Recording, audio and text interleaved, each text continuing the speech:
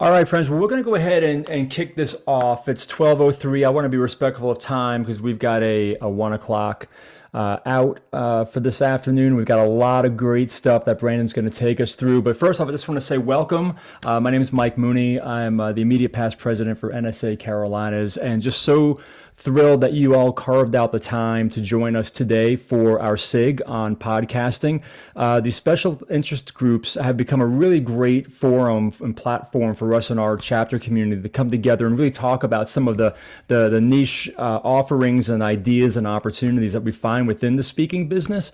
And today, honestly, is going to be no different with podcasting. And I think for a lot of us here, we look at podcasting as an opportunity. Clearly, it's an opportunity to build your brand. It's an opportunity to expand your network, to increase your influence, as well as your authenticity and credibility. But sometimes, and Brandon and I were just talking about this before everyone jumped in, because they asked me, well, Mike, how about your podcast? And I'm like, yeah, but it's just like, where do I start? I got so much in my head. I can't get out of my own way. I'm not sure like these steps because it just seems like so insurmountable and all this. And he's like, man, just take a breath and we're going to break it down for you, And I think that's what's great about conversations like this today. It's going to be a way for us to sort of share these thoughts from an individual like Brandon, who has become a sought after expert in that space. So I'd like to introduce Brendan Berkmeyer here. Many of you know him already, but he's an NSA member as well, a marketing consultant and brand strategist who focuses on personal branding, content marketing, podcasting in particular. What's really cool is that his podcast, The Brands on Brands, which you can see clearly on his hat, branding all around. And I kind of love the branding coming from the NASCAR motorsports world, right? It's all about the placement. So you're wearing it well, man. But his podcast is actually a top 5 Apple podcast for personal branding, and also ranks in the top 100 of Apple Podcasts for marketing as well. So we have got just an incredible voice and talent here with us, and more importantly, someone who's part of our community. Brendan, we really appreciate that. But what I'd like to do before we jump into your content is just maybe go around the room if we could, and maybe just tell us your name, and I'll kind of lead us through the Brady Bunch journey here and call you out. But if you would, just tell us your name, where you're from, and just one thing that you want to get out of today's experience, okay? So I'm going to start with Barbara, if you could pop on, and then Debbie, you're on deck, okay? Hey there, I'm Barbara Rosgoni here in Charlotte. I have a podcast, Growing Social Now, that's on a bit of a hiatus. So, and I have people who want to be on my show. So I'm thinking, we're getting into the fourth quarter here. So, it's like in football, you got to make your plays. So I'm getting just re-energized. Love it. Yeah. That's great. That is great. Perfect. All right, Debbie, and then Mike, you're on. Yeah, Debbie Bartu. I work for a company where we do workshops and we do podcasts too. So, as I get integrated more with doing that aspect of our business, I just want to be able to know some of the finer tips of how do you do this better. And sorry, I'm not on camera. I was outside. That is okay. Listen, we love you just the way you are. All right. Don't go changing. So Mike, you're up, and then Nicole, you're on deck. Thank you. Hi, I'm Mike Trank. I live in Wake Forest, North Carolina. I guess short story long story short here. I am a licensed mental health counselor. I have created this year what I call Dad-ennial, being a dad in this new millennial, where I've started a podcast, started speaking engagements on it, and branding on it. So just trying to get some more tips and ideas of strategies to kind of continue to help it grow and to get it bigger as that's great. That's great. Well, we're here to help you do that, Mike. Glad you're with us. Nicole, you're on, and then Deanna, you're on deck, friend. Hey everybody, I'm Nicole Greer. I'm in Concord, North Carolina, which is a smidge north of Charlotte, and I'm glad to be here. I have a podcast called Build a Vibrant Culture Podcast. I'm doing it and making it happen, and I'm here to find out how to make it better. Awesome. Well, we got just the person to help out for sure. Good to see you. Deanna, and Sarah as well. And I do want to call it real quick, if you don't mind. Nicole was a former board member for NSA Carolinas, was an awesome contributing member for the leadership here. So thank you for that. And Barbara as well. Thank you for being on the board and serving us. And now on to let's see, Deanna. Here we go. So I didn't mean to preempt you there. I just wanted to jump in before we. And then Sarah, you're on deck, friend. Yeah, I want to learn what Nicole knows, how to do it, how to build it. I love that. I'm from Hillsborough, North Carolina, and the local radio station here had asked me to do a podcast, and I really don't know much about podcasts, so I'm hoping to learn. That's great. So was the answer yes? I'm going to do it, and then we'll learn. Good. That's awesome. You can't say no to anything, right? That's right. That's right.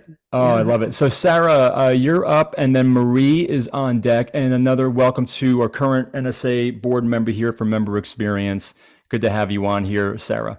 Thanks, Mike. Yeah, I love serving on the board, and shout out to you, Mike, for hosting us today. Thanks for host. We appreciate you. You're welcome. Hey, y'all. I'm Sarah. I'm based in Raleigh, and I have helped brands launch podcasts. So I was the host of Riot's podcast called Riot Underground. Riot is a nonprofit that focuses on economic development around IoT, Internet of Things. So that was like a techie podcast.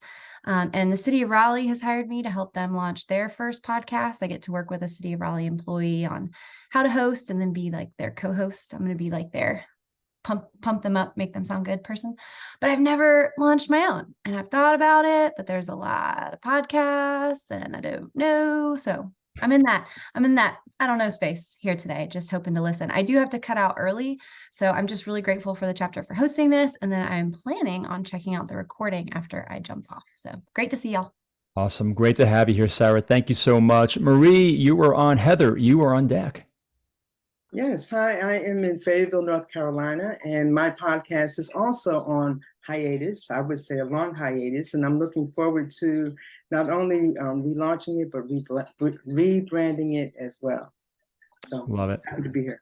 Love it. I think On Hiatus would be a great name for a podcast. Now I think about that. But anyway, Heather, you're up, and Colin, you're on deck, my friend. Hi, everybody. Heather in Charlotte, North Carolina. Former tech executive, speaker, consultant, all the things. And I've been really curious about podcasting for a while. I'm a big fan of podcasts. And so I have some ideas, but I'm overwhelmed by all of the information that's out there. So looking to hear Brandon kind of like dial it in a little and sort of clear the noise that's in the space, since everyone is starting a podcast. Yeah, I love that. I love that. Thank you, Heather. Colin, you're up, my friend. Michelle, you're on deck. And then James, you're going to take us home. You jumped in a little late, James, but I think you're getting an idea of the flow, where you're from, one thing you want to get from today's experience. All right. Colin, go ahead, my friend. Thanks, Mike. Colin Ryan here. I live in Durham. I have launched a podcast. So Heather, I wanted to tell you, based on your comment, that, man, people will find it, even if there's a million like it. It's definitely worth trying anyway. And my experience has been, it's pretty easy to do in a simple way that I'm happy to share about, but I want to learn. I have different businesses I do, and I want to figure out which of those needs a podcast and how to do that when you're one person. So. Oh yeah, that's prioritize and scale and time and all that good stuff, right? Awesome. Yeah. Thanks, Colin. Appreciate you. Brandon is awesome, by the way. Either PR or the fan club over here, but you got a lot of fans, Brandon. You know that. Michelle, you're up, and then James again. You'll bring us on home. Good morning to everyone. Oh, it's not morning. I've been working all day. It's afternoon. Hey, happy Friday. I'm Michelle McCone-Campbell. I talk on all things awesome, and I truly want to activate the awesomeness of a million people. And I'm thinking a podcast might be a great way to do that. So I'm a bit like Deanna. I want to start off in the best way possible. So show me how. Love it. That is great. That is great. Great to have you with us, Michelle. James, how are you?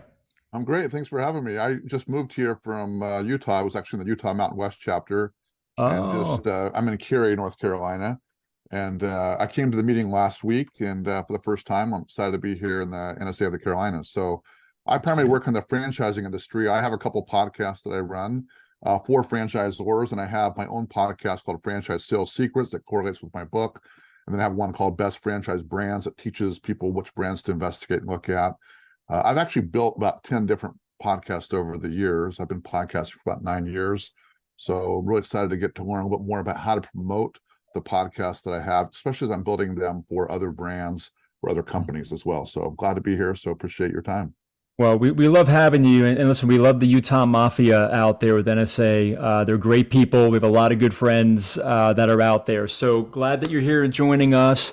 And love that you, I guess 9 years have seemed like an early adopter to podcasting. But I mean, it's great that you've got the experience and ready to roll with us. So this is wonderful. So Brandon, look, we got some great insights here from the team, and I'm going to turn it over to you. One other thing I would to say about Brandon personally that I've gotten to know about him, we spent a lot of time together at Influence, is I really respect people who walk their walk, you know, and people who are practitioners and not just theorists.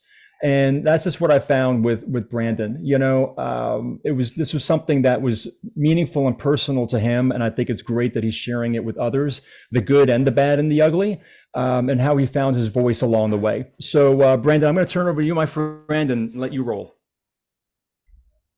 Thank you. Yeah, I appreciate it. Yeah, I think it's personal because it was for me. It was personal for me when my career wasn't being a podcaster. I didn't come from production or audio engineering or anything like that. I worked at advertising agencies for 17 years as a brand strategist, and I liked that job. I was very comfortable in that job. But as I became very senior in my organizations, I realized that I was having trouble kind of getting further and further up because there was less and less jobs at the top. And even scarier, my bosses and my boss's bosses started to become freelancers, and their gaps in their work were starting to become, 3 months and then 6 months and then a year. And I was like, that's my future. So the comfortable became uncomfortable real fast. And I had to figure this out. Like, how do I stand out? How do I become more than one, notch in an org chart that they can just replace? So I, finally got the courage, and I'd say courage lightly, because really it was that the fear in front of me became stronger than the fear of behind me, of being comfortable and all that. Because I love certainty. I love knowing where my next paycheck's coming from. But I got fearful that wasn't going to stay like that. So yeah, I jumped into entrepreneurship and realized that was just as hard. That when I jumped into entrepreneurship, no one knew who I was. I didn't have groups like this. I wasn't networking. I was very comfortable again in my corporate bubble, which means I wasn't networking. I wasn't speaking in public or developing that skill. I wasn't out there building a reputation or creating content. I had this amazing resume with, big brands on it, but no one knew who I was. I had no reputation. And that started the journey of, well, I guess I'd have to get comfortable building that. And so it was, how do I step up and step out and be okay with the attention that brings in general? And a podcast is basically what saved me, what got me there. So I say that knowing that it's just a podcast and anyone can do it. But for me, it was really just a container for all these other things that started to happen. It was a container for networking. It was a container for me sharing perspective and getting better at that in general. So I'm glad to talk more about it. But what I like to say is, like, anyone can teach you to podcast. You can learn it online. You can learn it from YouTube videos. There's a couple of courses by like Pat Flynn, who's really great at this. There's a course by John Lee Dumas, who's good at it. I built one. There's books on it. You can learn it anywhere. But what I would say is, my perspective on it is, if you're going to build something, you might as well build it to be a brand and a container that, like, you're proud of, that it's going to have some longevity. It's going to serve you over time. And so I think about it the way I thought about marketing programs. I think about who's the audience, how do you develop it, and how do you build something that is an asset. So that's the perspective I take when I teach podcasting in general. I like that a lot of you already have gone down this road. I have some content to share with you guys today. I've heard some of your questions. Peter A saw some of my content this morning. What's up, Peter? But 3 of you have thought about it and haven't started. A lot of the stuff I share is about that. But what I think is, if you've already started one, sometimes we've bootstrapped things together and we've skipped some best practices.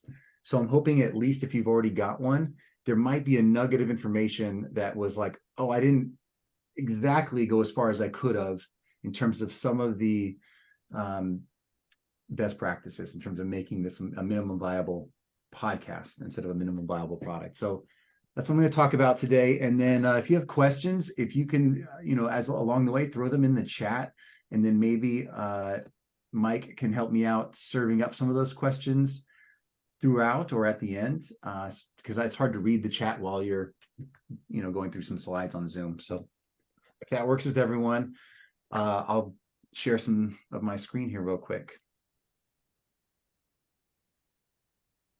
All right, and then of course all the Zoom stuff gets in the way of the view buttons. Present slideshow. All right, is that showing properly? Good, cool.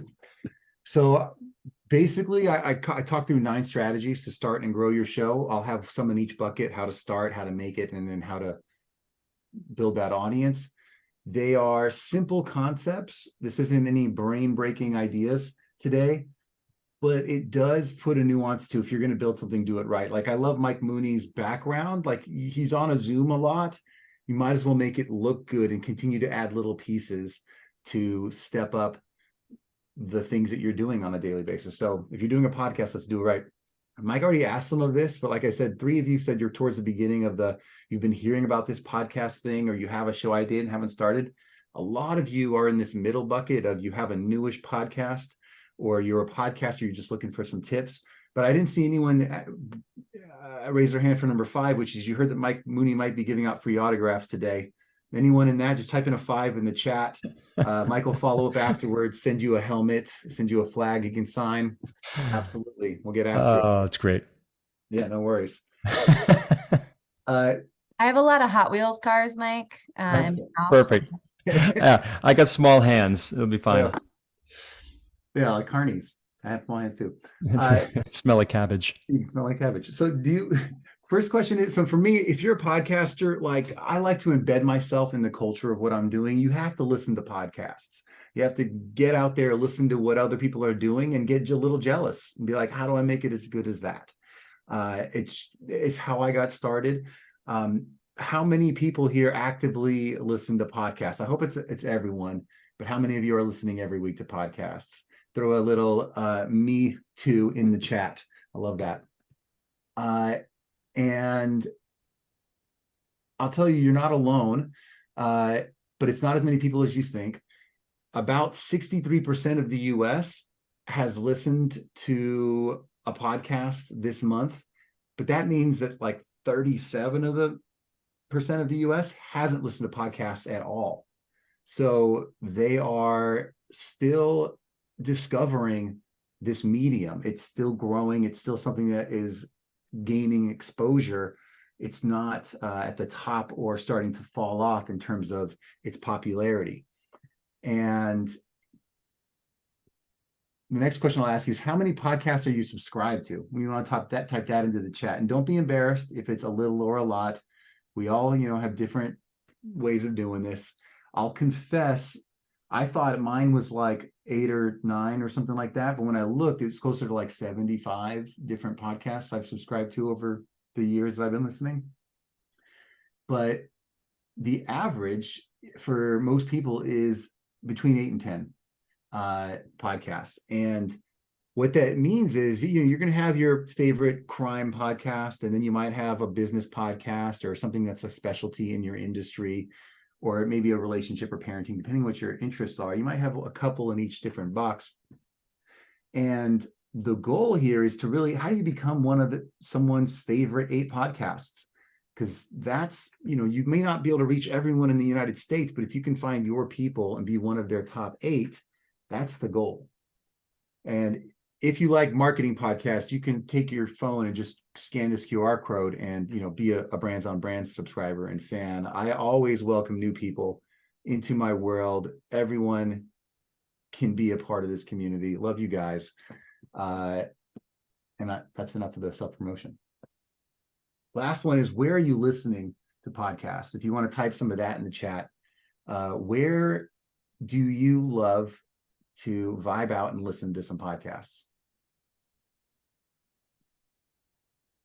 Yep, driving around with my kids, on planes. Yep, absolutely. Mowing the lawn, in the car, getting ready in the morning. Yeah, so me too, right? And at the gym, by the way, try not to do it when you're working out, because for me, if I'm at the gym and I'm listening to a podcast, I end up getting so many ideas that I stop and write them down. And now my 1 hour workout is 3 hours, and my wife's like, where have you been? We've got things to do and whatever else. So word of caution.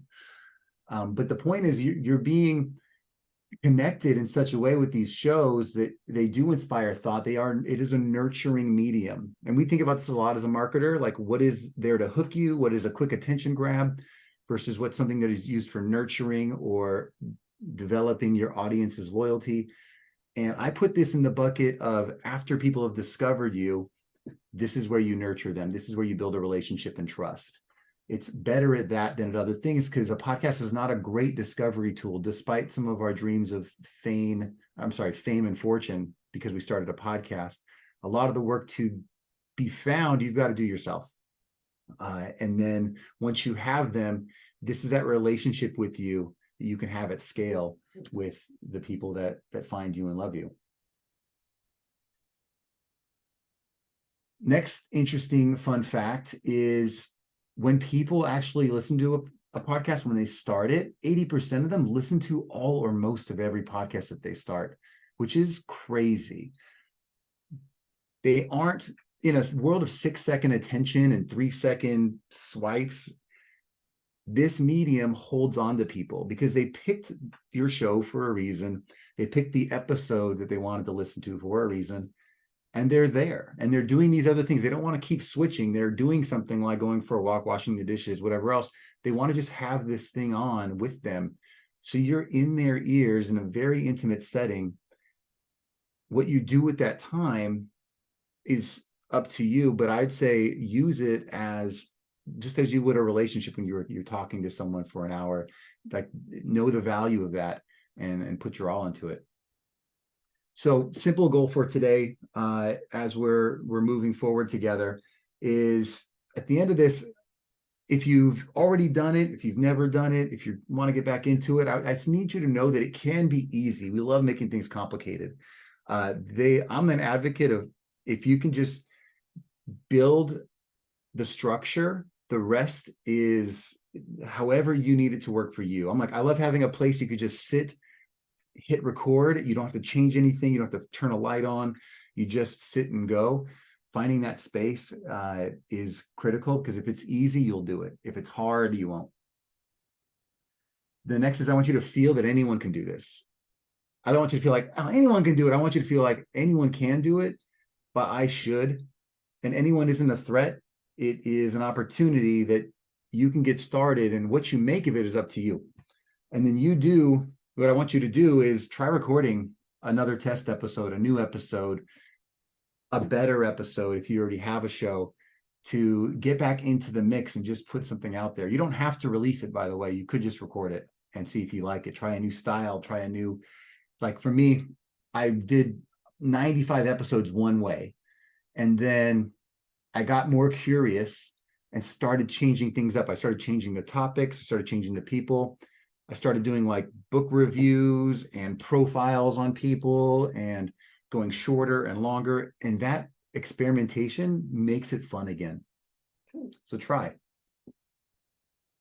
By the way, if I don't get to any questions today, I have the top 10 questions that get asked to me all the time about starting a podcast. If you scan this code, I'm not trying to sell you anything, but if you scan the code, it is 10 videos that answer questions like how to pick your podcast format, how to set up a studio. They're 5-minute quick videos that give these simple answers that most people ask at the beginning, so that we don't have to necessarily cover all of them today, or if we miss it and run out of time, we're just being respectful of that. And that's also just at podcastbrandingacademy.com if you find the free podcast starter kit. So that's there for you as a resource. Have it, enjoy it, and let's move on. So as we get into the 9 tips today, one warning, done for me is not better than perfect.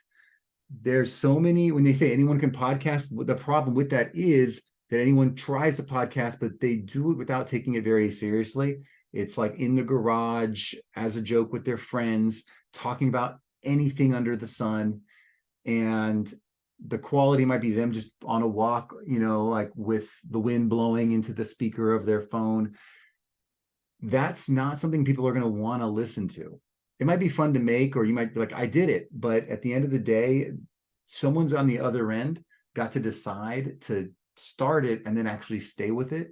So there's a minimum viable product in terms of quality that this has to meet for someone to want to keep their trust with you and to keep listening with you. So in this case, getting it done could be important, but it's not better than perfect. You've got to get it to a minimum level of quality. And sorry, that's just my fun picture of those memes that are like, nailed it, like you thought it was gonna be perfect and it turned out like these scary globules that you wouldn't eat. It has to be like, it has to look good enough to actually want to take a bite of it. And Heather, I see your hand up. Is there a burning question, or was that like from earlier? Oh, sorry, I must have bumped it by mistake. No, all good. I'll just give you a high five to that virtual hand. All good. So tactic number 1, so we can jump right into it, is sound like a pro. The first thing you're gonna, as a listener, encounter is someone's voice, and it's the quality of the audio production. I'm not an engineering nerd. There are people who go way further than this in the podcast community that think you need a sound studio and the $800 microphone and the editing that's perfectly mastered. I am not of that belief. I think for most of us, finding 3 simple things is enough to be minimum viable. For me, it's your laptop that you're using to sign on to Zoom today, if you're using a laptop. It is a microphone like the one in the picture that you can have in your room ready to record. And the only word I need you to remember about the microphone it has the word dynamic. So this microphone's I'm not using it right now. This is what I use for podcasts. This microphone is only going to pick up what's 3 inches in front of it. So the sound is not, if you're in your home, it's not the random like person mowing the lawn or the construction or the kids yelling in the background or the air conditioner, all the things that come up. A dynamic microphone, just the 3 inches in front of it. The popular Yeti microphone is what I'm using for this type of call, where I want to be able to move around and do other things, and it picks me up from farther away, but it also picks up a lot more noise and echo sometimes. So I don't use it for the podcast. So dynamic is the word, and they sell them for, $70, $80 on Amazon. And then, a pop filter, which is the foam thing you put on top of the microphone. If you can get those couple of things, I record my podcast using Zoom. There's lots of people that have opinions about what you can use. Zoom for me, just fine. And I'll tell you why in a little bit, but that part of the recording is not the most important element in terms of your branding. It's good enough in the middle that it's listenable and people are like, yeah, that sounds fine. If you do the job you're doing with the rest of it. Quick tip number 2 is brand like a pro. And this is where I think go further than most people. I think that if you have this thing out there, you should be building something you're proud of. And there's only a few little tools you do one time in terms of effort, one time in investment of effort to get these things done. Most important first one is the design of the podcast cover art. This should go without saying that a lot of people throw up a simple picture of themselves and a title, and they don't do any other work to graphically enhance what this looks like. And I'm not saying it has to be complicated, but there is a difference between a professional design and something that's just put up, just done. And you see some here in the background that are professionally done. And the difference tends to be, but are the words the right size so you can read them? Are the colors pop? Is it clean and simple? And honestly, a lot of the time, is your title something that people would understand? I know I've stumbled across podcasts that I had no idea what they were about. It was like Sunshine and Tomorrow. and you're like, okay, and there's a picture of someone walking on the beach. I have no idea what that's about. I think it's about retirement, and I tune into it, and it's stock advice from someone who just thought it'd be a fun hobby to give their stock advice online. I don't know if they got sued or not after that, but it didn't make sense. There was a disconnect between what the podcast said it was going to be about, which was nothing basically, and then what it was about. So what you choose to call it, and then what they see to choose it, I think is super important. And I use a graphic design tool like Canva, but I do these all the time. If you don't have an eye for that, you can go on Upwork and have someone design some cover art for you. And what I like to do is, my quick advice is, if you guys that have podcasts, think about what I do to change this. And what I like to do is I look at my favorite podcasts in my category, and I'm like, what are all their cover arts? Like, what do I like about them? Do I like the bold color? Do I like their fonts? Do I like how they are pictured on the side or from the bottom? Do I like that they use a funny logo? Like, what is it that I like about it? And I try to pick up the best practices of the ones I really like and give that as input to a designer and say, make something like this. So when I started, I loved Gary Vee, and I liked his design aesthetic, bold red color, picture of him, and he had some social media symbols. I was like, okay, that's what I want. I want big words, a picture of me that's personable, and a couple of little icons in the background, not too bright, but slightly in the background, that give this sense that when you look at it, oh, this is what the show is about. It's about branding and marketing. It can be simple, but put the work into that. And then the other things that people think about for branding are typically that they have the audio branding, which is the intro and outro elements. And these, again, are obvious, but a lot of people skip that part, don't find the music. They don't put the word into the scripting that explains what the show's about. And for me, your podcast intro should work more like old school TV than YouTube. For me, your podcast intro is like the theme song that you used to introduce the show. So, I mean, Gilligan's Island back in the day, right? You knew what the story was about because of the theme song. You know, they setting out on a 3-hour tour, and then things started getting rough. The tiny ship was tossed, and then they introduced all the characters. Or there's a story of a man named Brady who was raising 3 very lovely girls, right? They tell you what it's about. That's what I think a podcast is, because if they're going to sign up for 40 minutes, they want to know what the show is. And guess what? They might be listening to episode 40 or 100 first. And they might have picked you because they like the name of the show, but explain what it's about and why they should listen and what they're going to hear each week. That's branding for me in this format. Number 3, plan like a pro. So I'll keep this simple as well. I don't think we need to go crazy with the research, but I do think you need to pick a lane. And for me, a lane in podcasting is a simple category, just like you'd pick in an Amazon bookstore. What's great is Amazon and Apple Podcasts, they've already categorized things for you. You don't have to create a new category. This isn't Bluefish and like finding your red ocean. They say, okay, business is a category. Marketing under business is a subcategory. Pick it, or pick the other one, but don't say, I want to be a variety show that is about everything. I want to share my travels, and I want to share the food I eat, and I want to give business advice and finance advice and fitness advice. Because unless you're an influencer that people care about the inner workings of your everyday life, it's not something that's going to be easy to find and relevant as a brand. So just like you write a book about one thing and pick a category, that, you know, pick the thing you want to be known for, do the research, figure out what your compelling point of view is, and plan it to fit into that category. And again, these are simple, but to me, these are things that people skip a lot of the time. They don't do the work to like execute these best practices. The 4th is interview like a pro.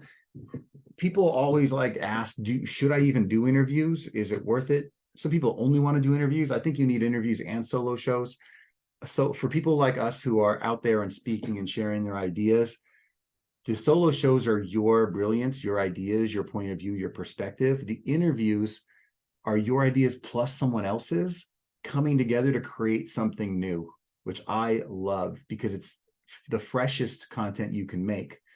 And then you get the benefit of sharing social proof that you know these people that are influencers in the industry. You can reach up to people that have been doing it longer, that have more followers, that have written more books, and bring them on your show. And that's credibility to an audience. And maybe they're listening because they want to hear that person rather than you, but they're introduced to you through those relationships. When you're interviewing someone who's an influencer, an expert, a pro, I have a method I like to use. It's just a best practice for interviewing.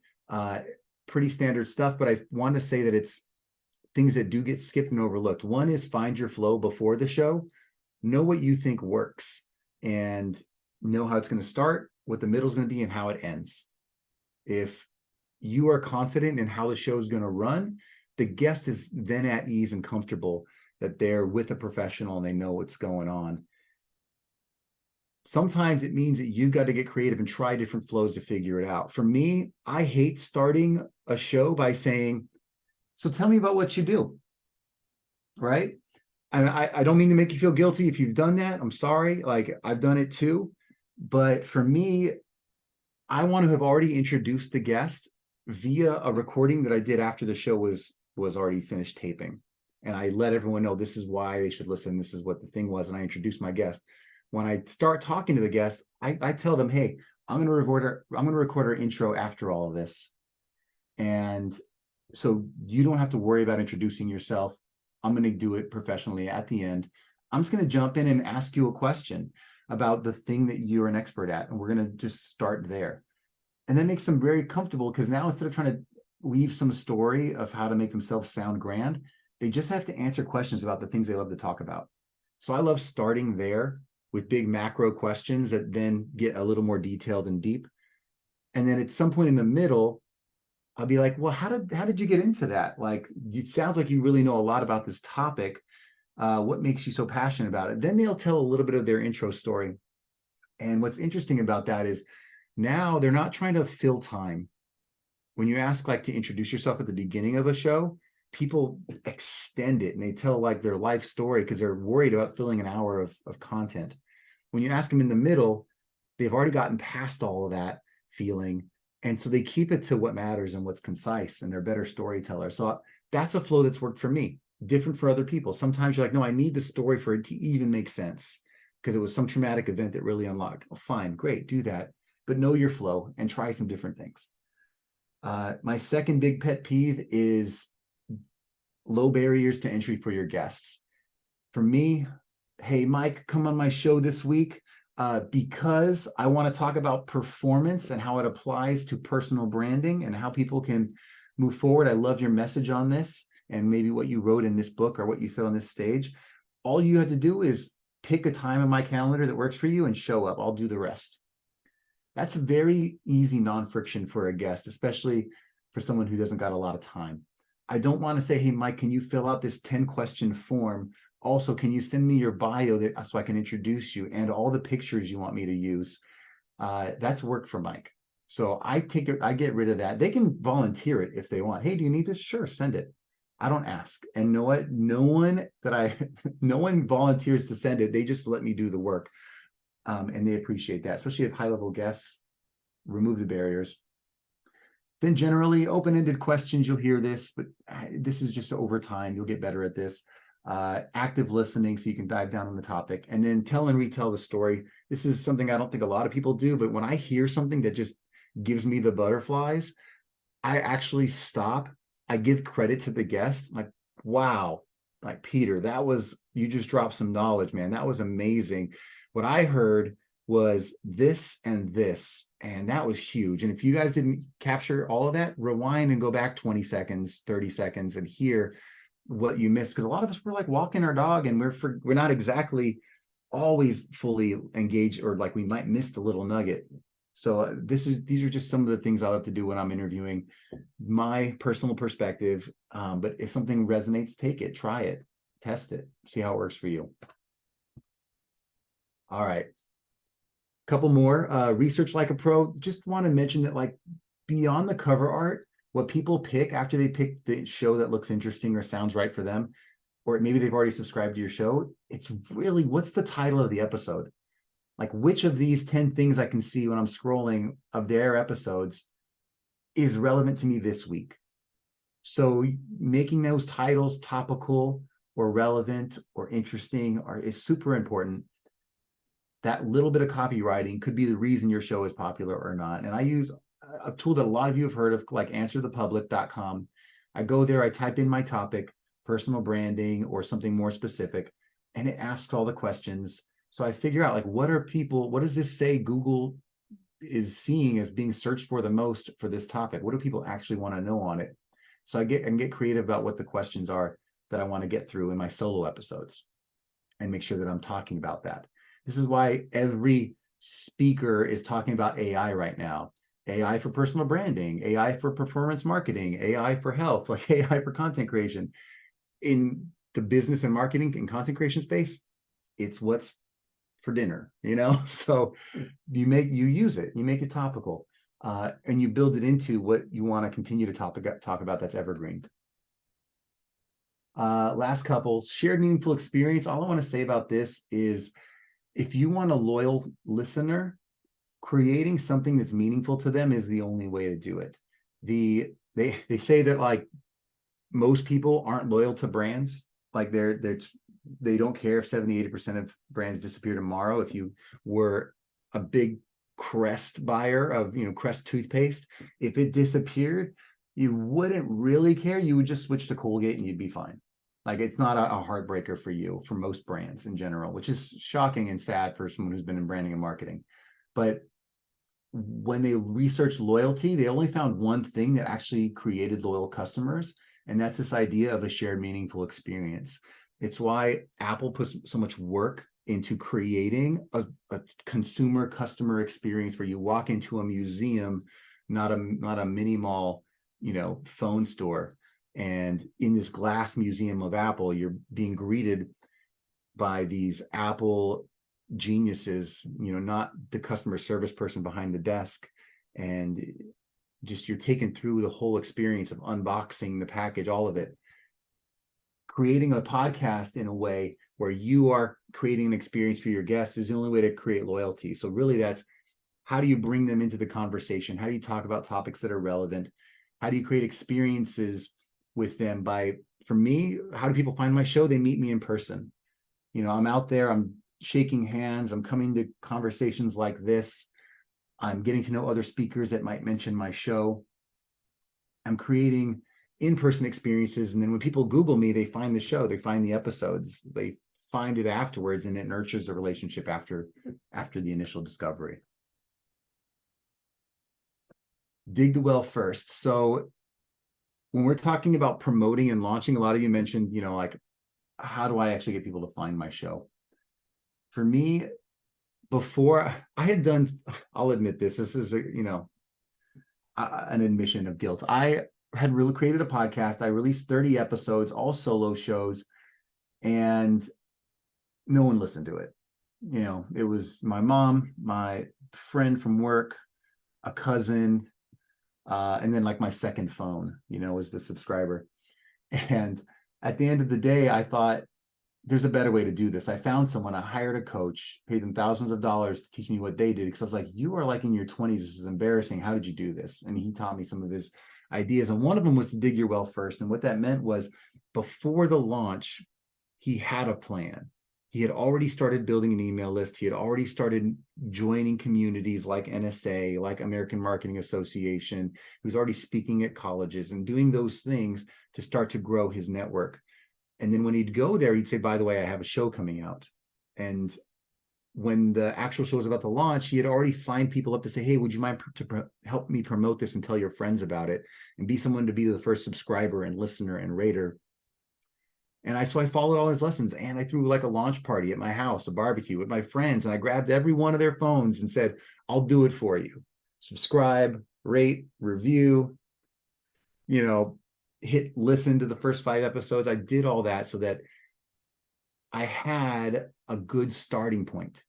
And guess what? When you actually put effort into a launch of something, when you actually take it seriously, it shows. Like the work shows, as opposed to I just finished it and I'm so happy to get it off and out there into the world, right? Last two, I'll do this quickly. Launching a podcast specifically on Apple Podcasts, but also Spotify, what they look at is to get you featured on their homepage and new and noteworthy. They look at a few things. They look at the number of subscribers you have, the number of downloads you have, your ratings and reviews in a short amount of time. You have 7 weeks to get featured once you launch. And if you can, in that time, get 100 people to actively subscribe, leave a rating, review, and listen to like 5 episodes you've released right away, that shows momentum to Apple enough to push you up into better than the other new podcasts that released that week. And that will give them enough signal to say, we'll feature him. And that feature can bring in new people to your audience. So if you just release a podcast and be like, I'll promote it as I go, you're not going to get that. So having momentum and a plan for launch is an option. And you can always relaunch a podcast depending on what your listenership looks like if you need to.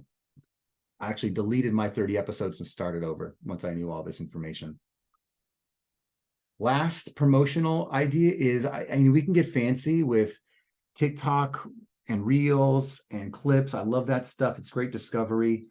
But for me, when you're starting, when you're trying to find your first 100 and your first 1,000 listeners, it is all about boots on the ground, shaking hands, saying hi to people, building relationships in person. So with that being the case, the groups I join and participate in online and offline like this, and then following up with chats and conversations and direct messages and saying, hey, this episode is something I think you'd like to, would be useful based on what you talked about.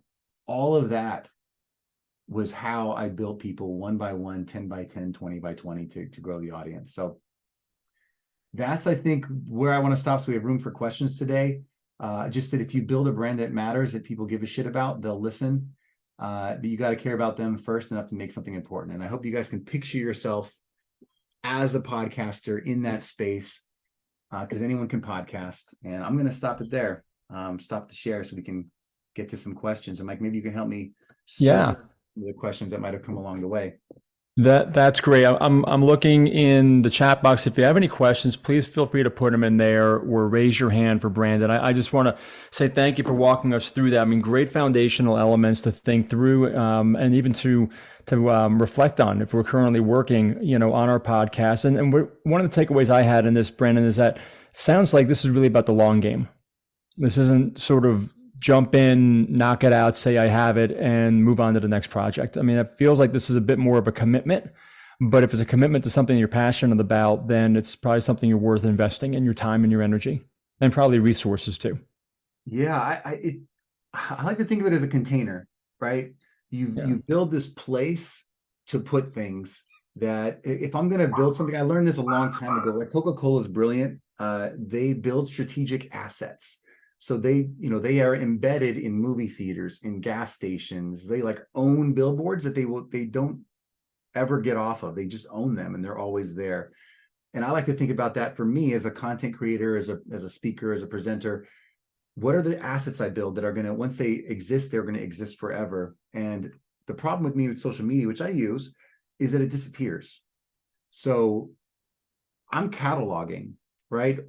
All 250 plus episodes of the show are always in one place that you can find them, and they're sortable, searchable, indexable. And I convert those into blog posts, and those blogs get found on Google search. And I convert those into YouTube videos, which are even more able to be categorized based on keyword search and based on channel. So yeah, I think of it in the long term for sure, because I never know which episode's going to do well, which one's not, and in what form. But at the end of the day, I now have a history. And every time I reach out to a new person, they look at my history and they're like, what do I find? And now they have something to find. But 5 years ago, nothing. Ghost online. So yeah, long-term game. Awesome. Hey, so we got a question in from James. James from Cary, North Carolina. He said, what do you typically say or typically ask to get people to actually leave a review? So the thing that I found is, well, two things. In the beginning, which I know you have lots, is James that runs the franchise pods, right?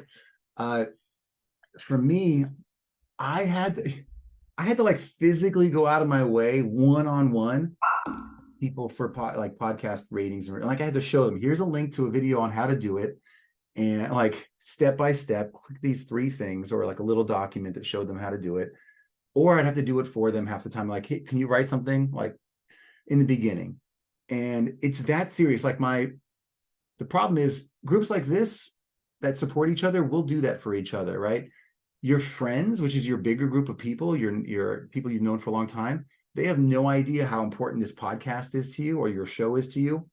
So they don't always know that doing something in a timely manner, like I'll get around to it, but doing it like this week, today, like letting everyone know this week is what matters. It's launch week, and everyone, follow through. I had to send one-on-one messages with questions saying, are you willing to support me today?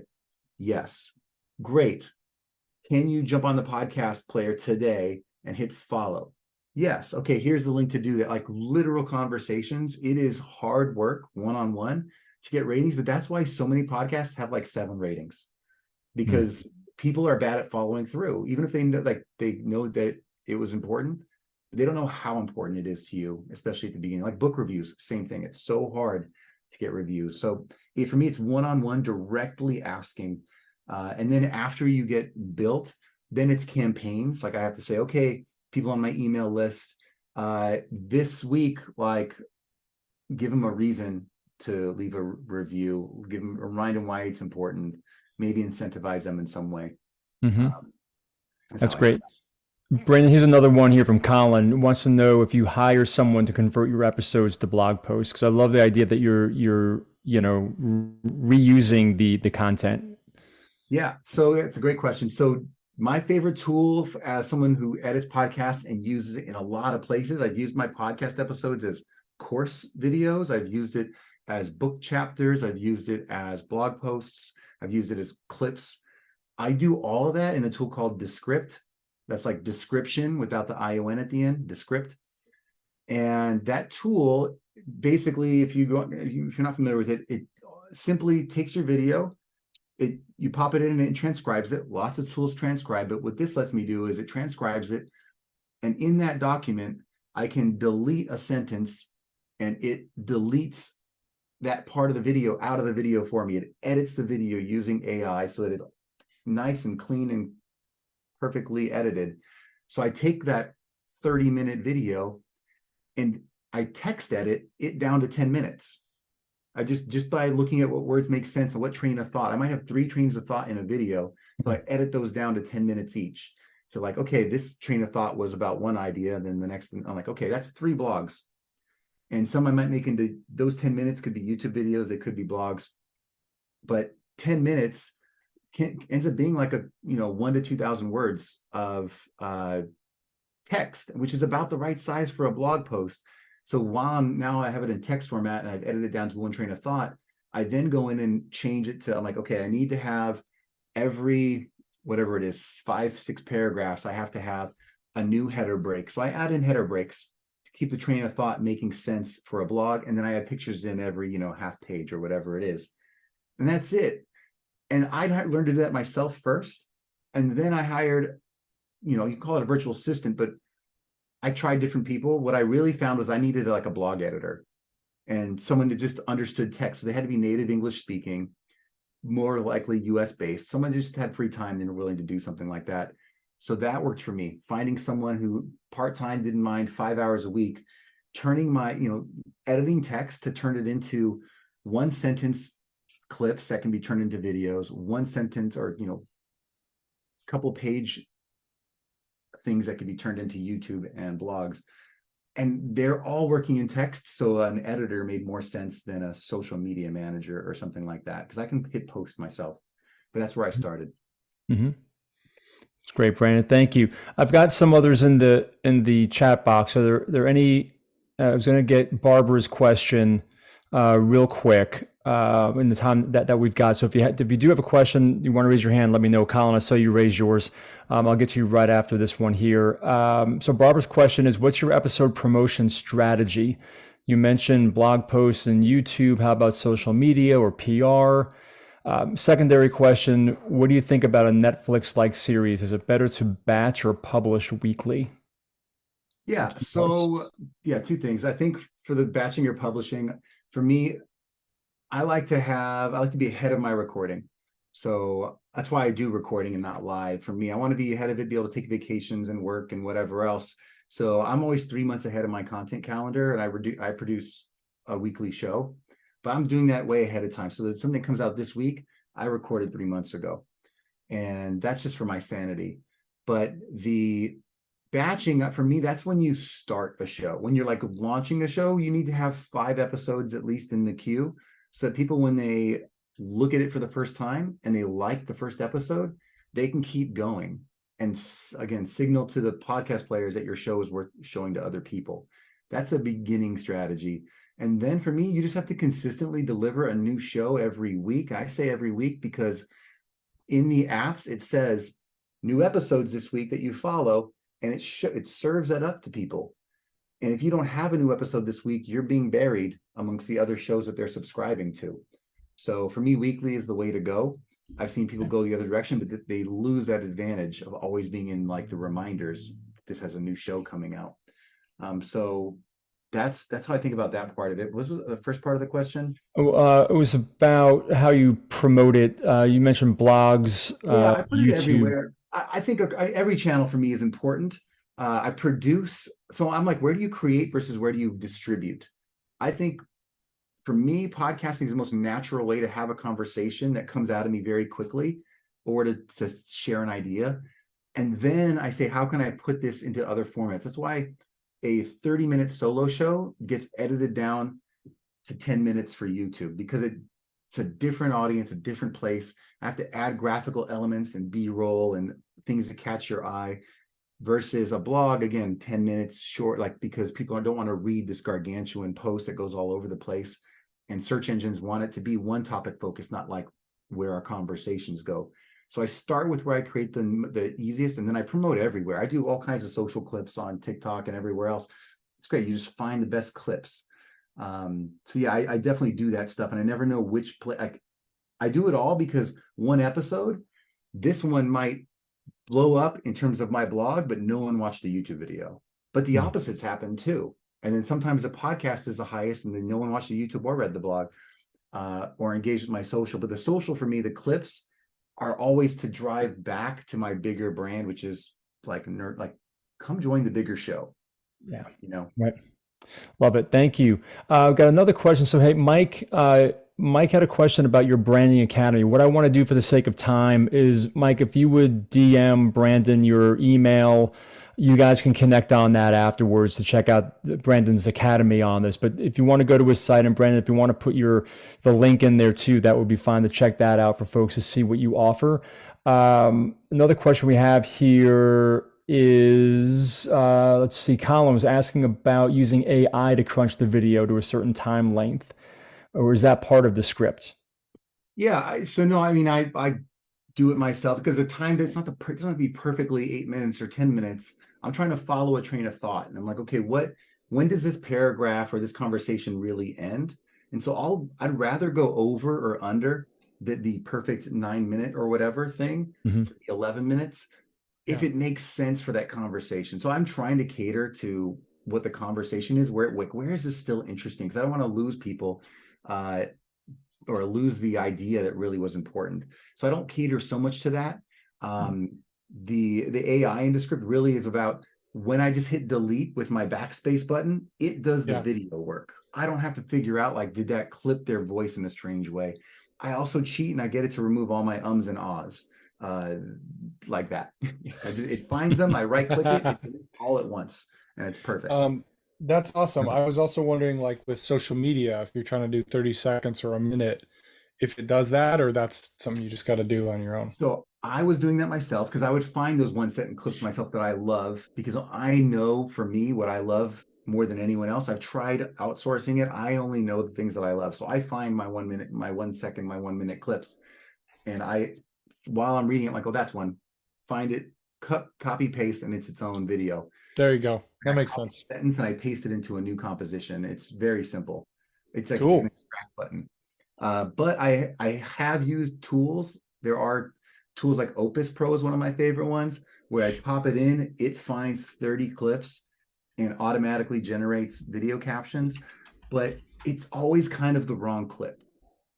So I've used it, but it's not my favorite. So Thanks, Brandon. Thank you. So I'm being mindful of time. We're a little after 1 o'clock right now. Some folks have had to jump, giving you lots of love in the chat box there, Brandon, for your knowledge. There's one question here. We can wrap on this. If folks want to hang on for a few minutes, you're welcome to. I do need to jump off in about 5 minutes, but since I'm the host, that kind of messes things up. So let's see. Where did it go? Was it Cynthia asking about seasons? There it is. Cynthia asked, do you have seasons for your episodes? yeah, you don't have to. I did 95 episodes was my first season. So that was kind of funny. I like to think of it now as what do I want to talk about for the next 6 months? And I call that a season because that's 26 episodes. So for me, 26 episodes is a season. And that gives me the opportunity to have one train of thought, be like, this season, I want to talk about just content marketing or just personal branding or just public speaking, if you want to do it that way. Or you just say, you know what, it's a new season because of whatever format you're doing. So what I like to do is say, in a 26 episode season, it seems intimidating, but if I know that half of those are interviews, that's 13 interviews that I'll just figure out over the next 6 months. I got to do 13 interviews. The other 13 episodes are generally one kind of thematic train of thought. So I'm like, these 13 episodes, what is my main topic? Okay, it is parenting. Okay, what are my 3 subtopics under parenting? Okay, dinners, behavior, and playtime. Cool. I'm gonna do 3 episodes around each of those subtopics. And now I've got just a map of what 13 episodes could be for each of these. Feeder content and spotlight content. What's great is it all leads back to an initial episode. So I get to point people backwards and say, if you like this episode on child behavior, about how to put your kids to bed on time, go back to my first episode, which is my ultimate thoughts on how to manage children in general. So I keep people in this content loop that is built on a pyramid, but that's like an advanced strategy that take a long time to get through. But I think of it as like I'm writing a book each season. Like, what are all the ideas I want to capture in the podcast? That's a great way to capture it and to catalog it and keep that focus in there. Appreciate that, Brandon. Any other questions before we wrap up here, team? Anyone else? All right. Well, hey, can we just give some hands up here to Brandon for his time and knowledge? We really appreciate you sharing that with us today. Again, just bringing our Carolinas chapter together. Thank you so much. We appreciate all of you carving out time today to join us. I'm a big believer in our 2 greatest resources and assets is time and energy, and you've given them both here to us. So thank you for that. We hope that you've taken away some good insight and intel, and you've got a connection now with Brandon. If you want to hit him up one-on-one, you're more than welcome to do that.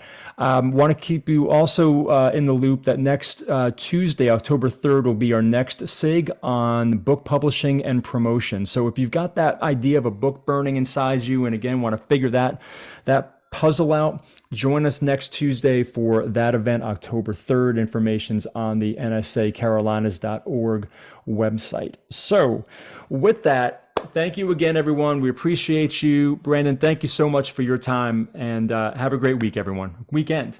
Thank you, guys. Cheers.